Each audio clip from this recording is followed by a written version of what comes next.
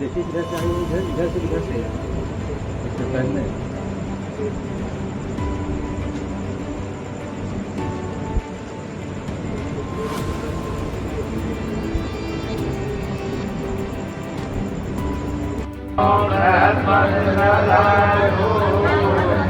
थोड़ी थोड़ी 5 बार और यहाँ से मांगो, यहाँ धागा है, धागा यहाँ से, हाँ हल्का काम करो, हाँ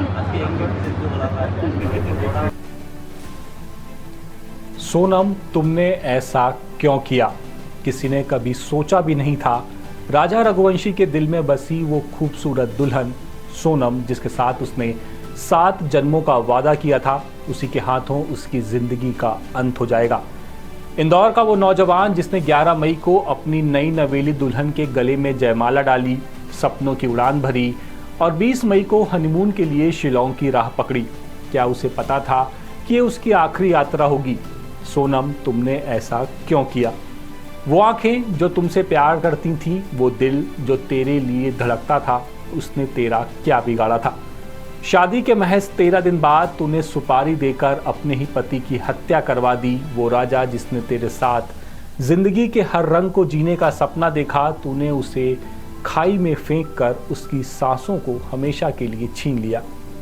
जब शादी नहीं करनी थी तो क्यों बंधी उन 7 फेरों में? क्यों बनाया उस मासूम दिल को अपने प्यार का गुलाम? अगर दिल में नफरत थी तो क्यों भरी मांग में सिंदूर?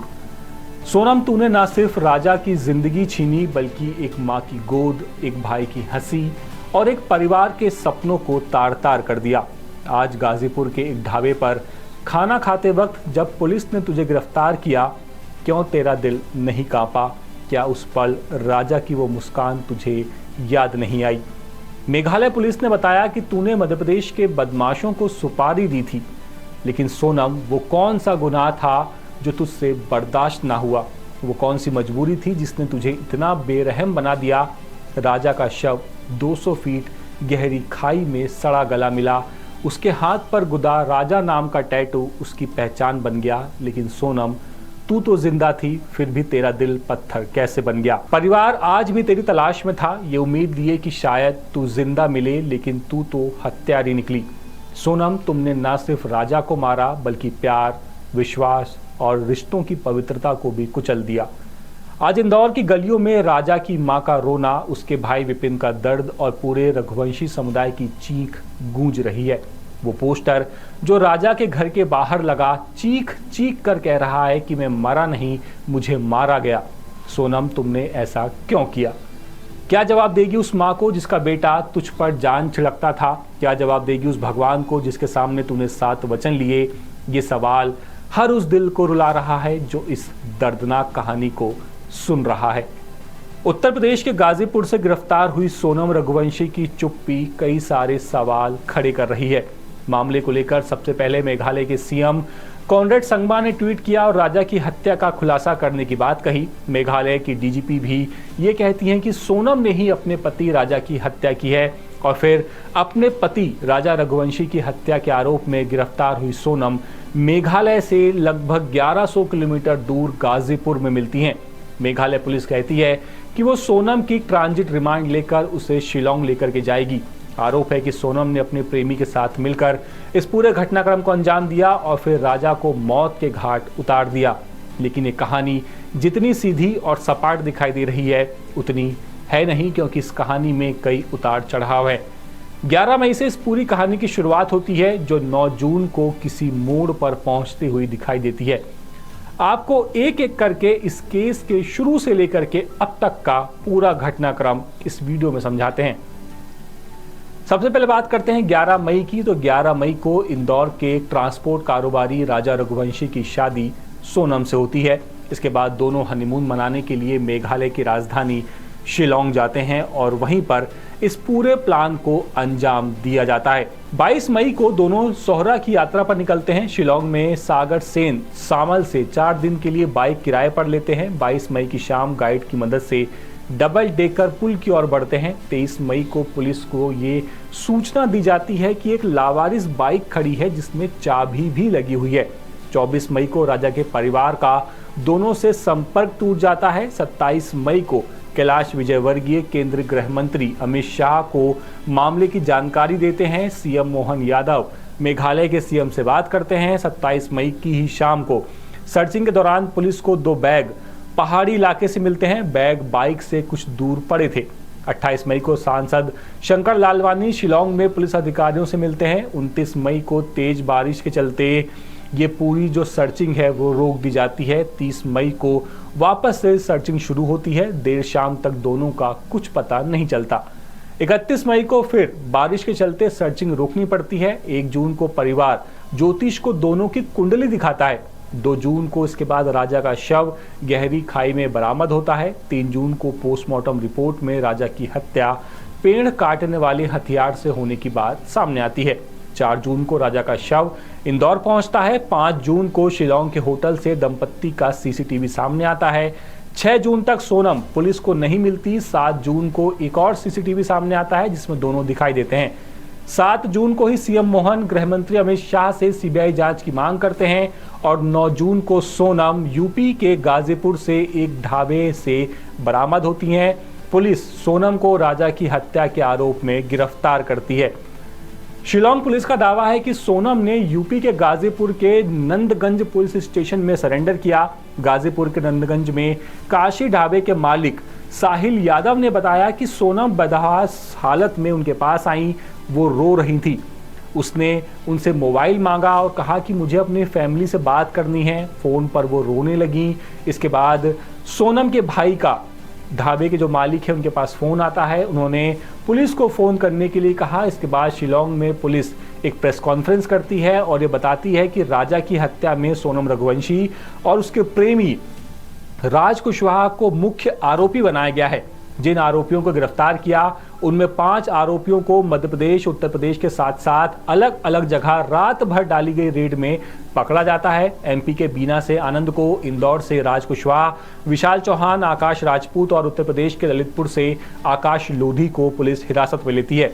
इस मामले में चौंकाने वाला खुलासा ये हुआ कि सोनम का जिसे प्रेमी बताया जा रहा है राज कुशवाहा, वो शिलोंग गया ही नहीं। उसने हत्यारों को शिलोंग भेजने का बंदोबस्त किया और सभी के टच में था और पूरी हत्या की साजिश को उसने अंजाम दिया। पुलिस ने कहा कि सोनम की हत्या और प्लानिंग में भागीदारी थी। पुलिस का ये कहना है कि सोनम इन सब में शुरू से शामिल थी और वो प्राइम एक्यूज्ड है। पुलिस के मुताबिक तीनों हत्यारे विशाल, आकाश और आनंद ने सोनम के साथ मिलकर 23 मई को राजा की हत्या की और फिर शिलोंग से उसी दिन भाग गए। अब पुलिस का कहना है कि जब दूसरे आरोपियों की गिरफ्तारी चल रही थी तब सोनम के पास कोई रास्ता नहीं बचा, इसीलिए वो सबके सामने आ गई और सरेंडर कर दिया। अब इस मामले में तो और भी चौंकाने वाले खुलासे हो रहे हैं। राजा की मां का इस पूरे मामले में कहना है कि शुरू में राजा को सोनम का व्यवहार अजीब लगा था। वो सोनम से शादी नहीं करना चाहता था। सोनम राजा से ठीक से बात भी नहीं करती थी। जब उन्होंने सोनम से पूछा कि क्या तुम्हें राजा में इंटरेस्ट नहीं है, तो सोनम कहती थी कि वो काम में बिजी रहती है। लेकिन जब दोनों हनीमून पर गए तब सोनम की जो सास है, उन्होंने आखिरी बार सोनम से बातचीत की थी, उसका भी ऑडियो अब सामने आ गया है। आपको वो सुनाते हैं। हेलो हेलो, हाँ मैं राजा का फोन चल नहीं हुआ अभी नहीं हुआ, बस हम चढ़ाई कर रहे हैं। है? हम ऊपर चढ़ गए फिर फोन लगाते हैं। और आज तो उपास होगा फिर? मेरा तो उपास है ना, मेरे को 2-3 बार बोल दिया। हाँ। मैं घूमने के चक्कर में अपनी 11 थोड़ी तोड़ूंगी। वही तो तेरी, मैं अभी खरियार बना रही तो मेरे को एकदम से याद आ गई कि आज तो मेरे बहू का उपास बापे। हाँ, खिचड़ी बना मम्मी रही का हूँ। सुबह फोन आ गया था हम्म। कि उपास है, तो मैंने हाई की। हाँ, तो कहीं दूध लस्सी जो भी मिल रहा हो उपास का सामान वो खा लो। अब पहले ऊपर तो चढ़े, जंगल में है, यहाँ से आप कुछ मिलेगा। बाप रे, मैंने हाँ। कही थी कुछ ड्राई फ्रूट रख के ले जाओ, तो बोले हाँ क्या करेंगे हम, दो तो ये जंगल है, पता है, घोर जंगल है, एकदम खड़ी चढ़ाई है। चढ़ना मतलब उतरना भी खड़ा ही है और चढ़ना भी खड़ा ही है। तो वहाँ ऊपर देखने के लिए क्या गए? वो अंदर है, वो पहाड़ के अंदर। मना करी थी मैंने तो सुनते नहीं है। हाँ, अच्छा, हाँ, तो चलो। वही तो कह रही, वहाँ क्या देखने पहुँच गए तुम? ये नीचे से देख लेते। झरना देखने गए थे, हाँ, बड़ा वाला। हाँ, नीचे से देख हाँ, लेते। तो हालत खराब हो गई मेरी तो चढ़ के। मैंने कहा कुछ नहीं हुआ। वही तो कह रही अब मैं तो खाना भी ढंग का नहीं है। हाँ, कॉफी खिचड़ी। बुलवाई हाँ। तो आधा मग्गा दूध होगा और उसमें है ना 2 गिलास पानी में बाप रे। और कॉफी डाल के दे दी। मैंने बोला घर से रख के ले जाओ, रास्ता में ना कुछ भी अपनी जरूरत पड़ेगी, नहीं ले गए दोनों के लिए। ठीक है।